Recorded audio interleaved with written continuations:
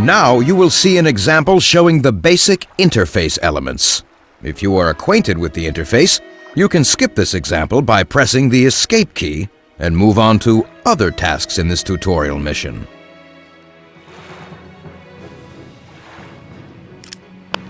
The game field is divided into hexagonal cells. Only one ground-based unit can occupy a cell at a time, or one ground-based and one flying unit. Holding the right mouse button will allow you to rotate the camera to select a convenient view. By moving the cursor toward the margins of the screen, you will be able to scroll the map. The same can be done using the arrow keys on the keyboard or WASD keys. Holding down both mouse buttons at the same time allows you to move the game map under the camera.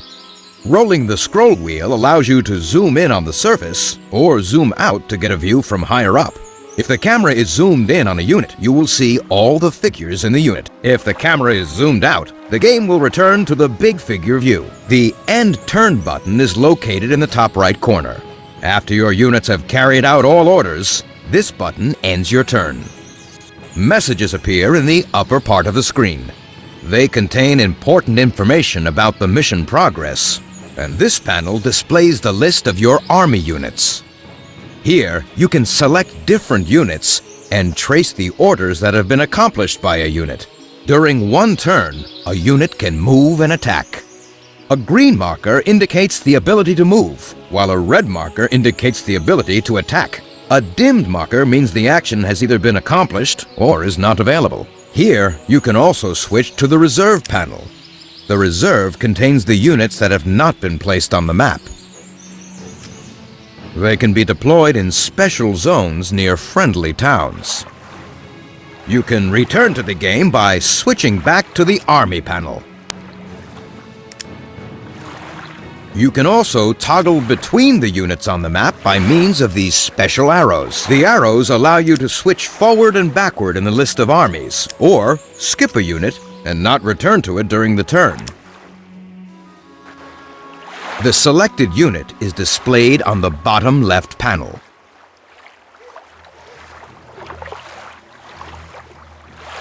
Here you can see its name, its current experience level, and the number of those alive and those wounded in the unit. Similar information for the unit under the cursor is displayed on the bottom right panel. It is worth checking this panel before attacking an enemy.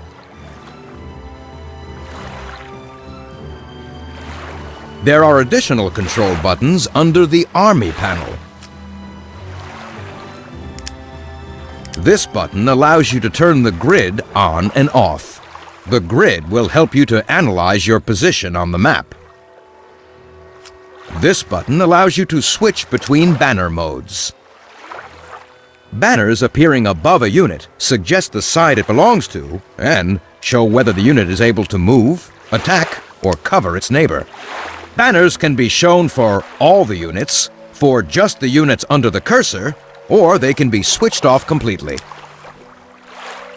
This button enables you to switch camera modes and height without rolling the scroll wheel.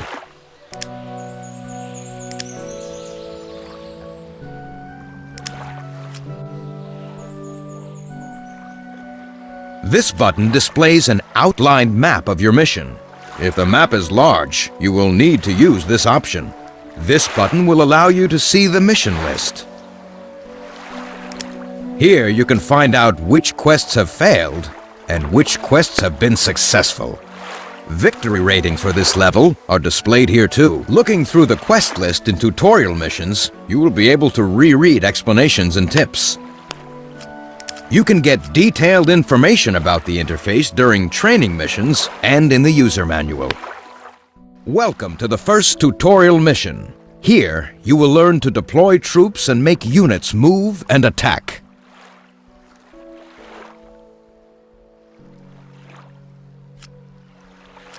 You will be shown an example of certain actions and then be given the opportunity to repeat everything on your own. Try to repeat the action shown in the example. If you don't understand the example, press the Quest Log button and reread the task. In order to place a unit on the map, just left-click one of the yellow cells. Do the same for other units. The dark part of the map is the Fog of War. It hides enemy units. Have you noticed that as your units appear on the map, the Fog of War clears? The clear part of the map is the area currently visible to your troops. After deploying the troops, press the End Deployment button to launch a mission.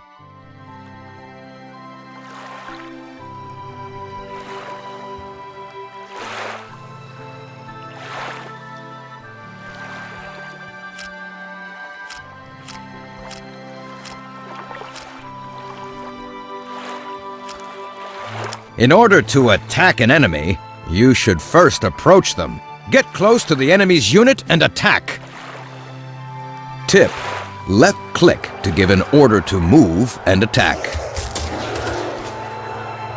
If you didn't defeat your enemy within one turn, press the End Turn button and attack again.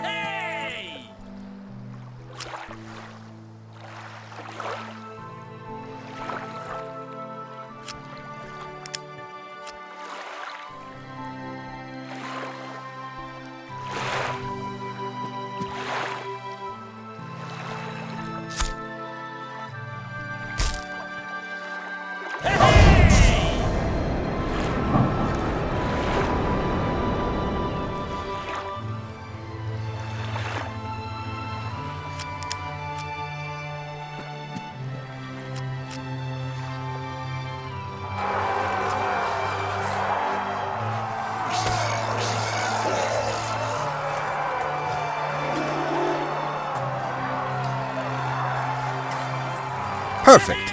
The enemy has been defeated. We will now move on to the next task. When archers appear on the battlefield, attack the enemy with them. Remember that archers are able to shoot from a distance. Use this ability to kill the enemy without getting too close.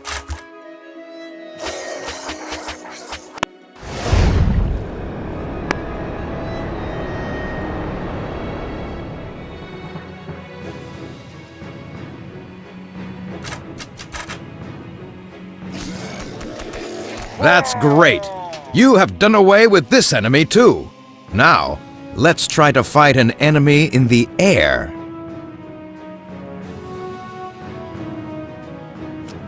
An eagle has joined your army. Destroy the enemy in an air attack. Notice that flying hunters only attack the targets that are below them. Tip: when controlling the eagle, hold down the Shift key, switching the control to the air level.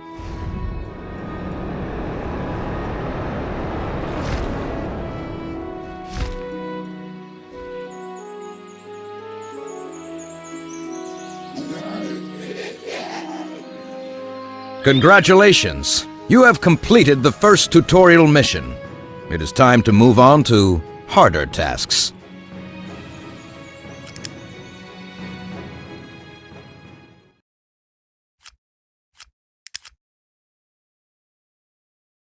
Let's start the second tutorial mission. You will learn how to capture towns, hire new recruits, use special types of attacks, and use magic. It is time to learn how to capture fortresses. This is not as simple as it looks. Remember, any units stationed in a town get a bonus to their defense level. Even weak goblins can be a serious threat if they stay behind the walls. Even so, you should be able to knock them out of the fortress.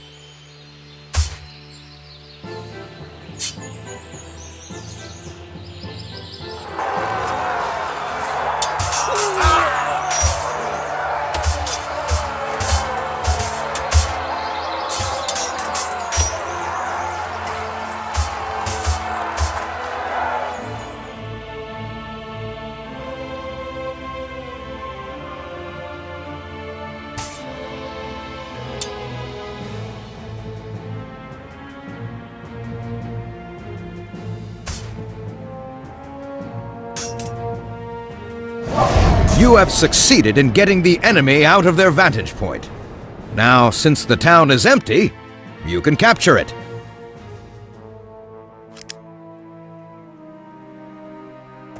You have captured the town.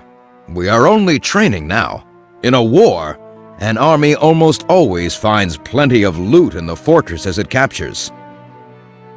Press the End Turn button to see the next example and get a new task.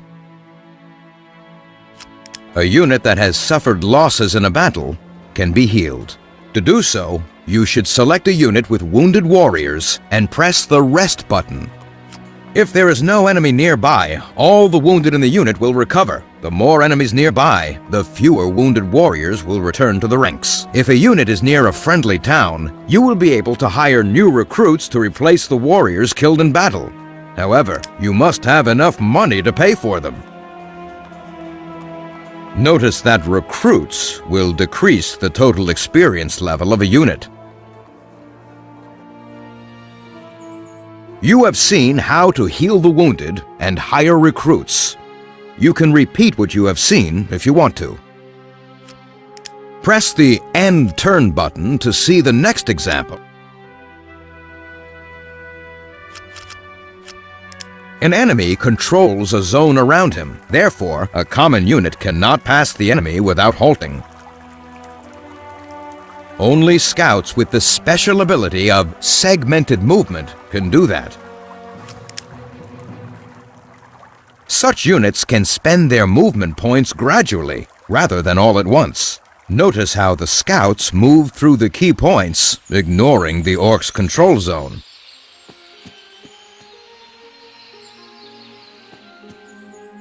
You have seen how to use segmented movement.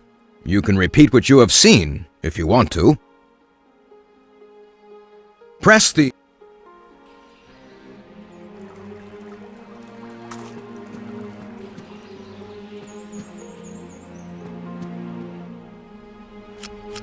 As your units fight and accomplish special missions, they accumulate experience. This experience is used to raise a unit's level. A special icon appears above the unit that has accumulated sufficient experience. The unit's combat characteristics increase automatically. The Select New Abilities button becomes available. By selecting perks, you can additionally improve your unit's skills and fine-tune it to accomplish certain combat missions. You have seen how to raise an experienced unit's level. You can repeat what you have seen if you want to. Press the End Turn button.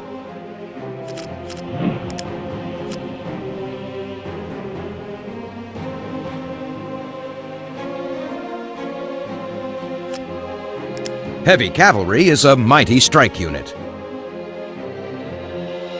Their ramming ability makes them very dangerous for poorly protected units.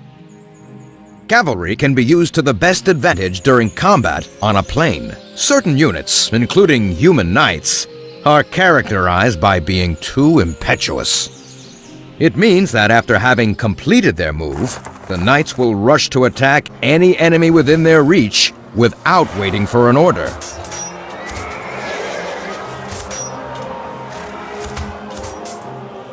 You have learned about knights and their impetuous temper. You can press the End.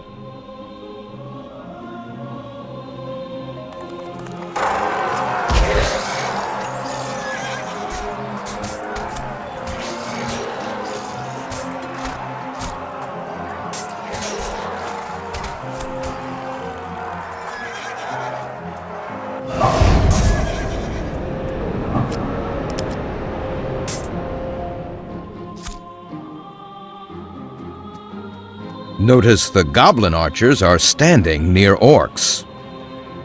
If a melee attack is launched against orcs, the shooters standing on the adjacent cell will cover them by a ranged attack. Archers can support a friendly unit only once per move. An ability to offer ranged support is shown by an arrow icon on the unit's banner. A strong unit covered by archers is a very efficient combat team. This is a good way to arrange your defense.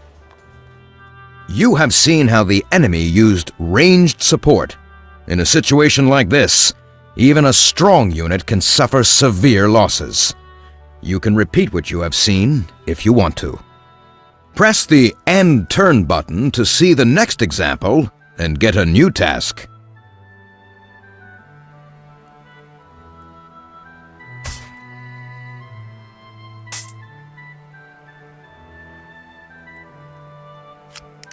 A wizard can cast his spells from any distance.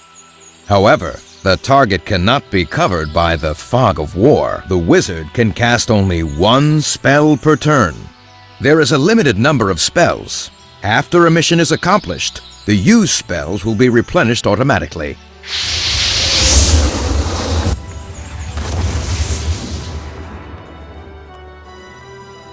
You have learned about magic and its application. You can repeat what you have seen if you want to. Press the End Turn button.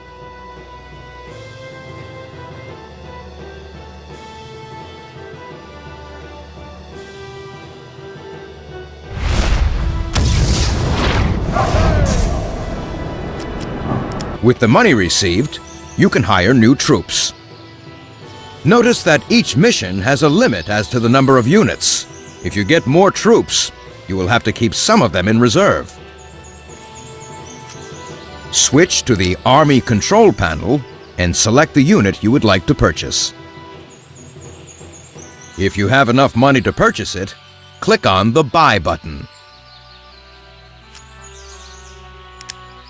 The unit will appear in your reserve. To put units from the reserve onto the map, switch to the relevant panel, select a unit, and click any of the yellow cells.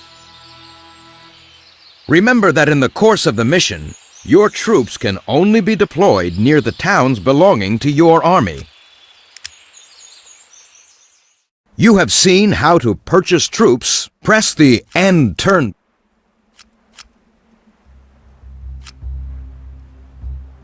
After a mission has been successfully accomplished, you will see a results screen. Your victory rating, bronze, silver, or gold, influences the number of bonuses you are awarded. If you are not happy with the result, you can replay the mission. We now move to the next screen. Here you can select the next mission and see the statistics for the previously accomplished missions. Warning: if you choose to replay one of the previous missions, you will have to replay all the levels that follow it. After selecting a new mission, you will be able to learn about its tasks and prepare the army for the upcoming battles. Congratulations! You have successfully completed the second tutorial mission. Now you are ready to lead the whole army. We wish you success on the Fantasy Wars battlefields!